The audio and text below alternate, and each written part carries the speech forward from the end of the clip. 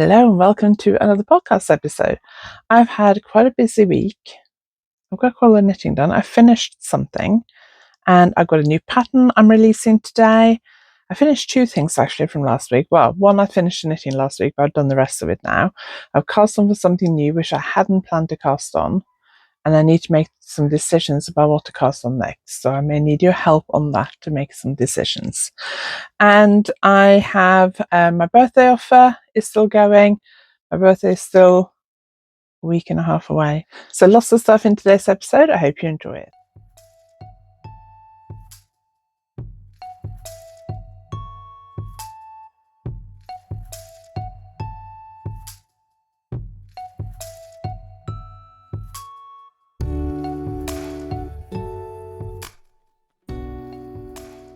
If you're new here, my name is Anniken. I design knitting patterns. I teach knitting workshops online and in person, and I sell yarn through our website YarnAddict.co.uk. If you like this video, please give it a thumbs up, and if you haven't subscribed yet, please consider subscribing.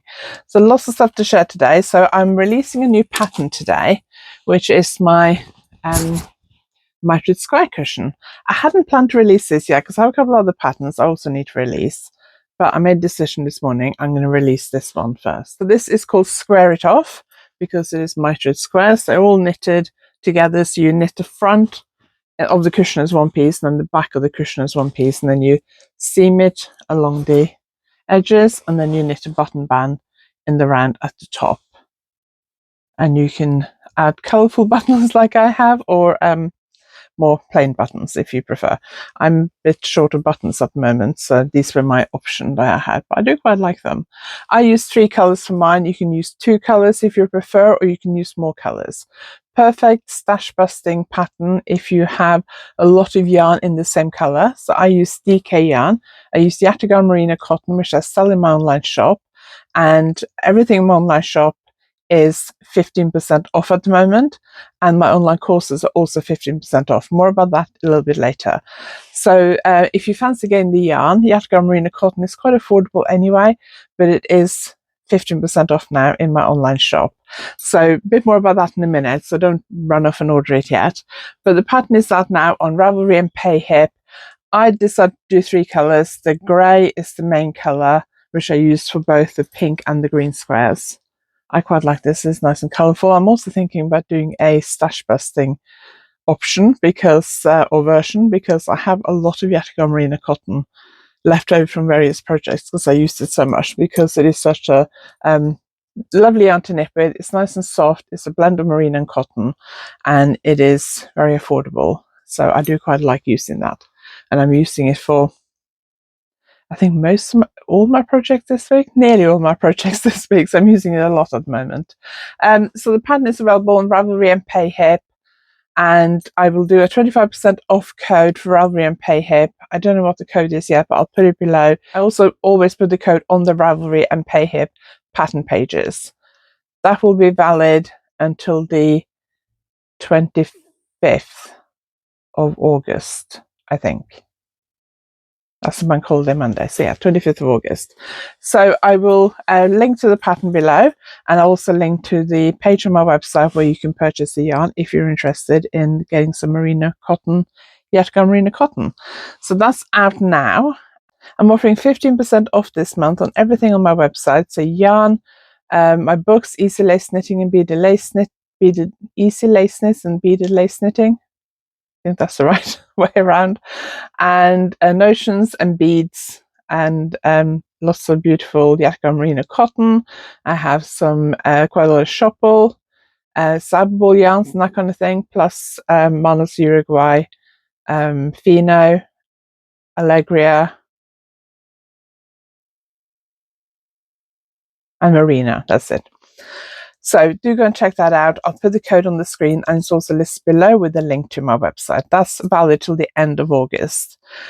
Now let's talk about shipping to the USA. I don't ship a lot to the USA anymore. I don't get that many orders from the USA anymore, but I do get some occasionally. And I do know that quite a few of you watching are from the US. So I'm trying not to get political about this. But obviously, if you follow US politics or you live in the US, you will know that things are a bit fraught, and that the US president changes his mind quite regularly. So there has been in terms of the tariff situation, there was a minimum. So any orders, from what I understand, any orders under $800 did not have to pay tariffs. So if you ordered less than $800, you didn't have to pay tariffs. The tariffs from the UK is 10%. That is stopping at the end of August. I'm not sure exactly which day it is, but I think it's 29th of August. So after that, there is no, I think they call it de minimis or something, but there's no minimum order value. So you'll have to pay tariffs on everything. Now, what I have read from people who have done a webinar with the Global Trade Department is that any yarn that comes in via a normal postal service, so a national postal service in the UK, that would be Royal Mail, there's a flat charge of $80 per parcel. I don't know whether that's true or not, but that's what's the information we have at the moment. So if you were to order anything from my website, you'd have to pay $80, and it sounds like I have to pay that upfront, from what I understand, which is crazy. So I don't know what I'm going to do. I need to find a bit more information about whether I have to pay that up front or whether the purchaser has to pay that up front. Because if I have to pay it up front, then I could just add that to my US shipping cost. And then I probably wouldn't get any orders in the US anyway, because that'd be ridiculous. If you're ordering a couple of skeins of yarn, then you have to pay $80 on top of that. The yarn I sell isn't that exclusive. You can get the Monos Uruguay probably in the US. Yatka Merino Cotton, you can't, but there's loads of other retailers that sell it. Talking myself out of orders here, but yeah, it's really difficult. If I order from the US, I have to pay duty on that when it arrives in the UK, and Royal Mail, if it comes in by Royal Mail, I have to pay a handling or like an admin fee as well, which used to be about £8, I think. So if I order from the US, I have to pay the import duties, which I guess is the equivalent of tariffs. So I don't understand why in the US the person shipping the parcel has to pay that. And I cannot afford to cover that, obviously. So I'd have to add that to my US shipping cost. As I said, things are all a bit up in the air. I am following other UK businesses at the moment and seeing what they do.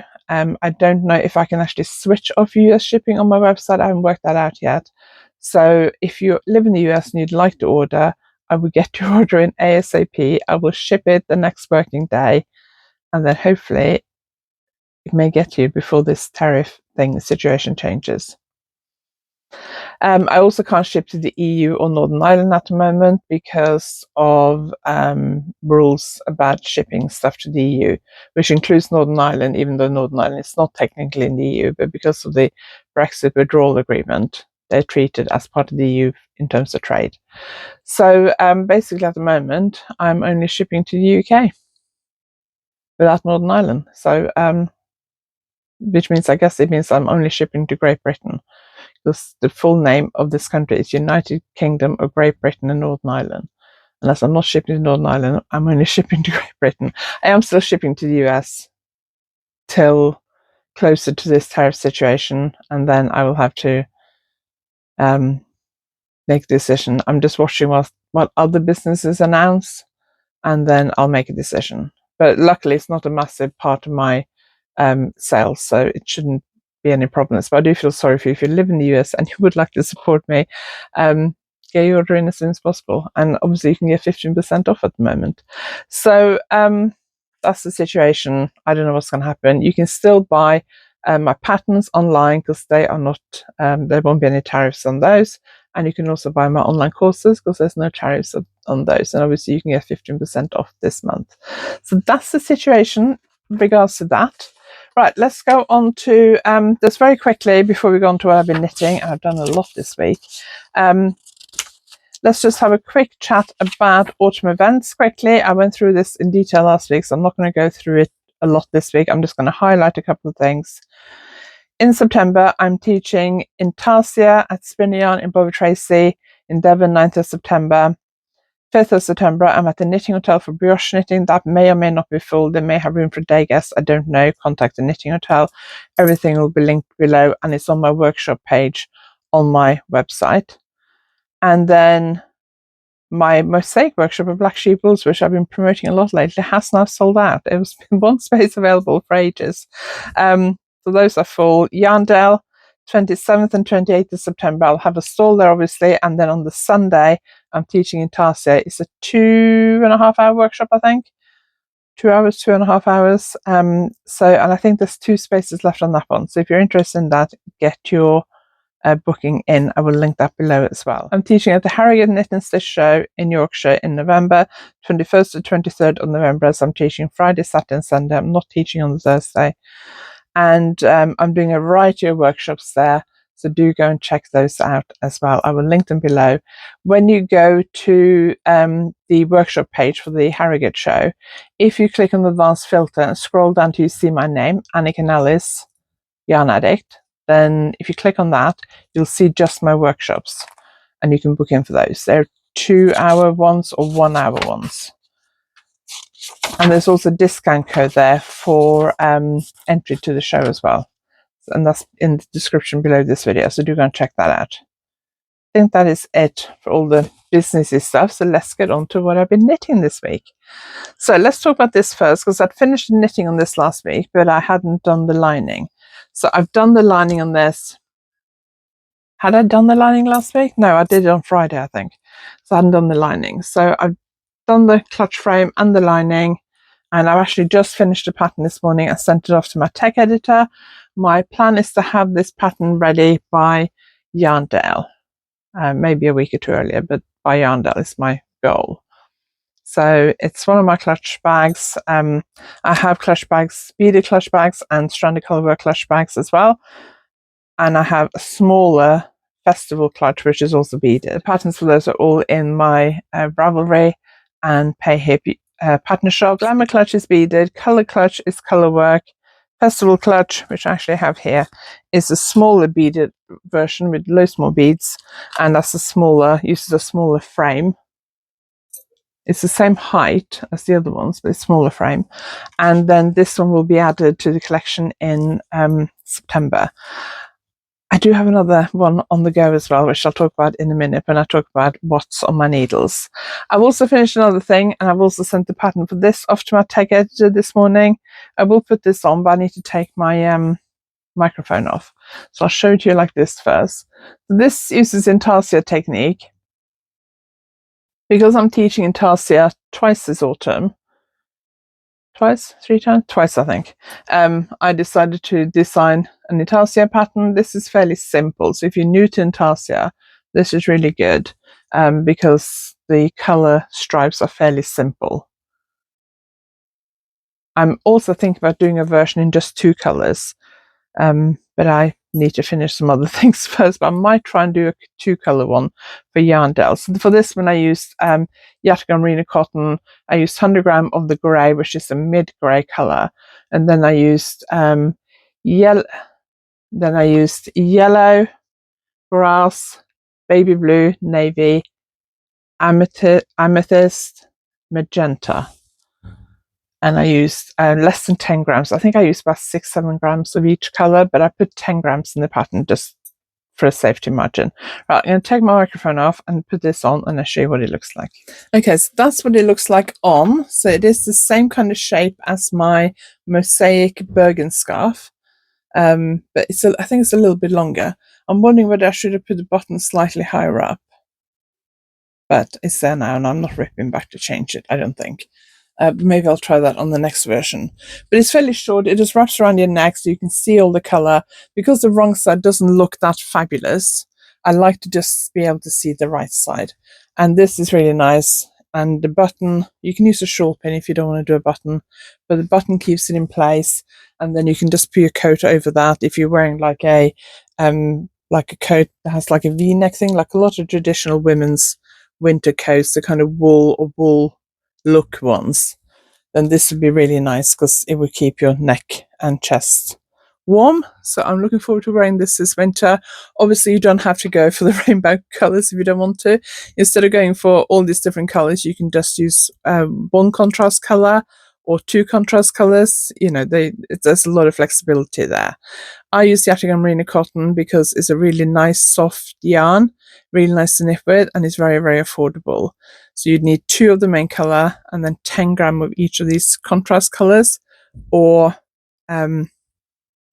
I put in the pattern, I can't remember how much you'd need of the other ones, but I'll talk more about that when the pattern comes out, hopefully by September sometime. Right, I'm going to take this off and put my microphone on again. So the pattern for this has gone off to my tech editor this morning, and I'm hoping to have it ready for when I teach Intarsia at spinning yarn in early September, 9th of September. So those are the things I've finished. I had also, did I talk about this last week? I think I did. I finished this crochet clutch because I've been filming a weekly vlog this week. I can't remember what I talked about last week and what I talked about on the weekly vlog. But I crocheted this clutch like over a year ago, May last year when I was in Norway. It's a Norwegian yarn. I don't remember what it is, but it's a cotton yarn. And I was hoping it would fit my larger clutch frame. And when I made the lining for the brioche clutch, I made 3 sets. So I'd have one for this one as well, and then a spare one. When I tried to sew the larger frame on, it just didn't fit. So I used one of the smaller ones from my festival clutch, and that fits perfectly. But that means that I also need to make the lining again, which I haven't done yet. So my goal is to get that made maybe tomorrow, so I can show you that next week. And then before I show you my new project, I have done a little bit of work on these mosaic hand warmers. So I think last week I was about there where that marker is. I've done 1 repeat. I've now done, I don't think I've done a full second repeat. I've done 2/3 of a second repeat. I think for my size, which I think is the size I'm knitting, I need to do 3 repeats. So I worked on this a little bit after I finished the brioche clutch before I cast on the Intarsia project. I didn't have anything, I hadn't made decisions about the Intarsia scarf yet, so I decided to just pick this up and worked a little bit on that. I don't have like a finish date for this. I was thinking I would like to have the pattern ready for YarnAddict, but I don't know at the moment. I wrote this pattern a couple of years ago to use for workshops, and then I decided early this summer that I would re-knit it in YarnAddict merino cotton and actually publish the pattern. So that is still my plan, I think, but I was thinking I would like to have it ready for YarnAddict, but I decided other things are more important.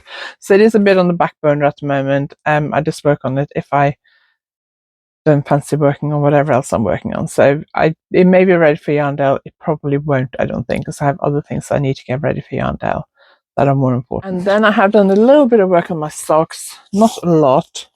I think done a little bit of work on my socks. I can't remember what we did last weekend. Did we go out and about a bit? I can't remember. Or have I done any work on my socks?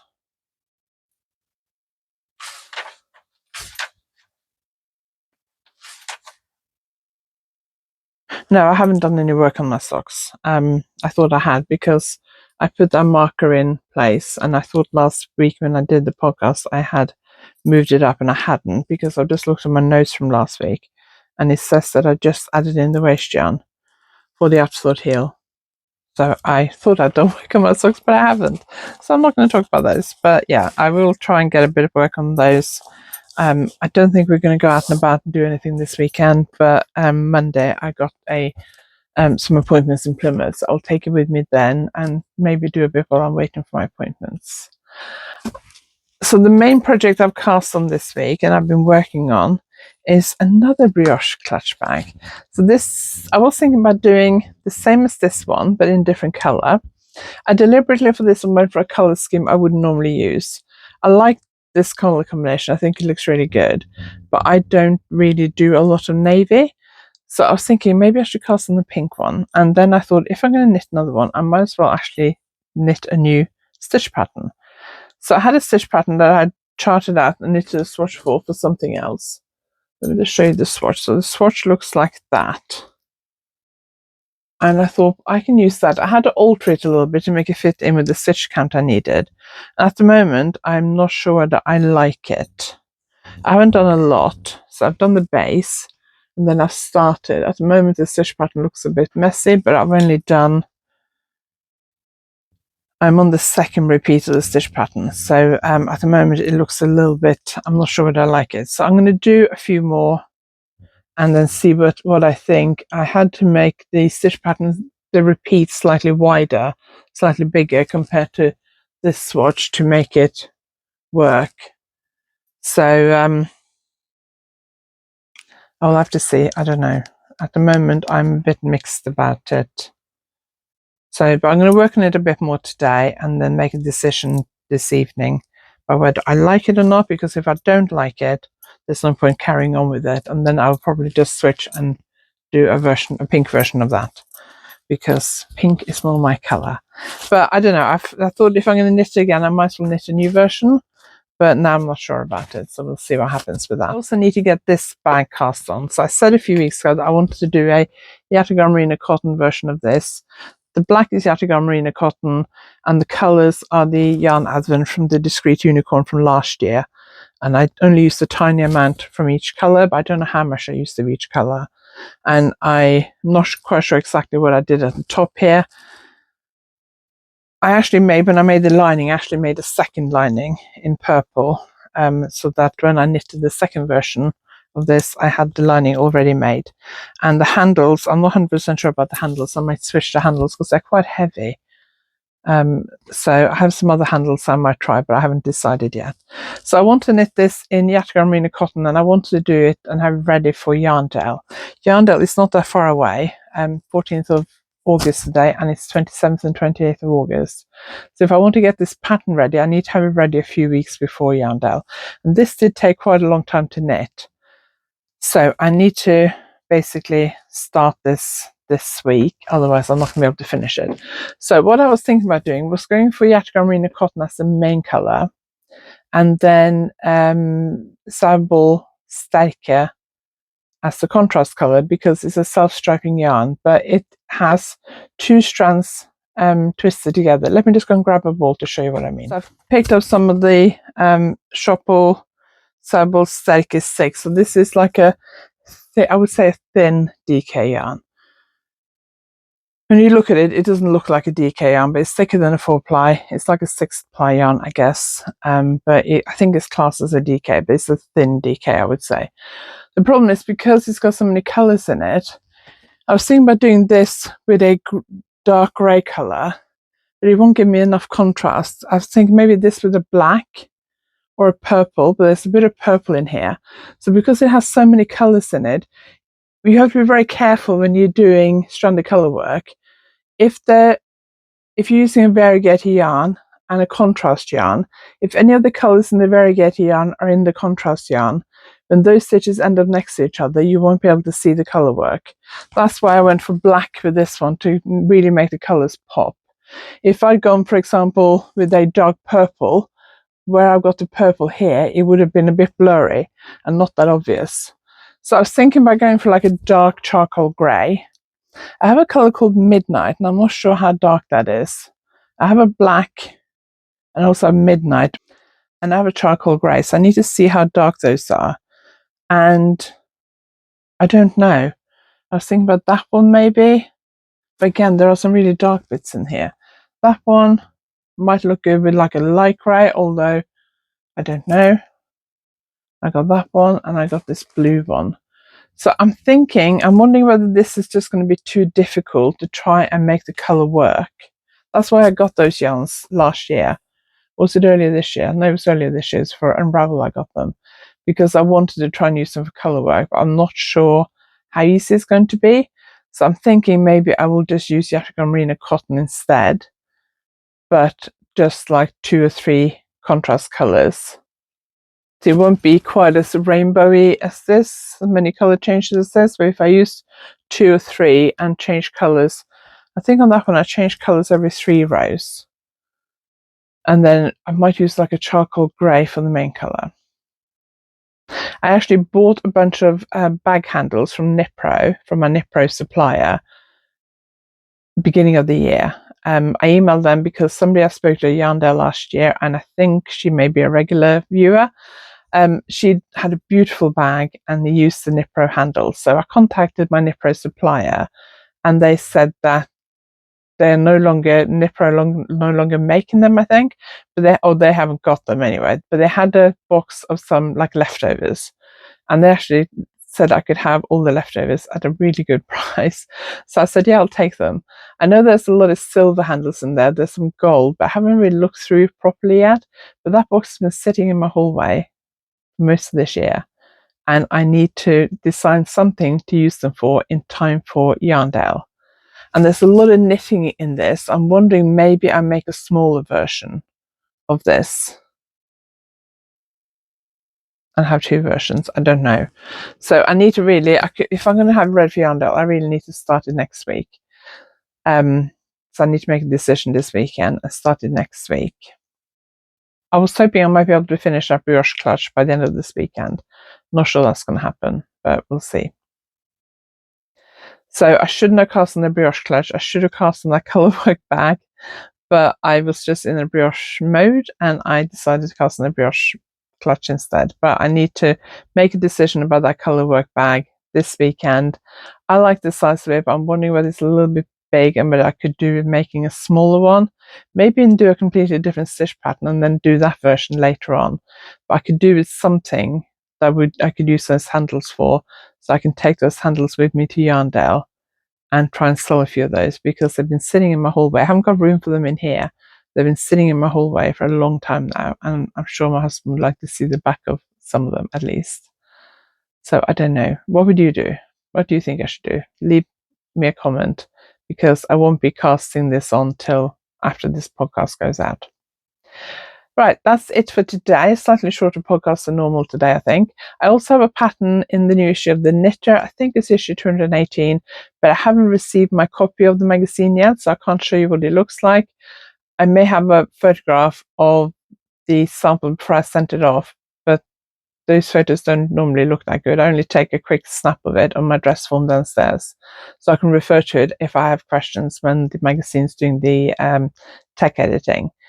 So if I can find a picture of it online, I will pop that in here.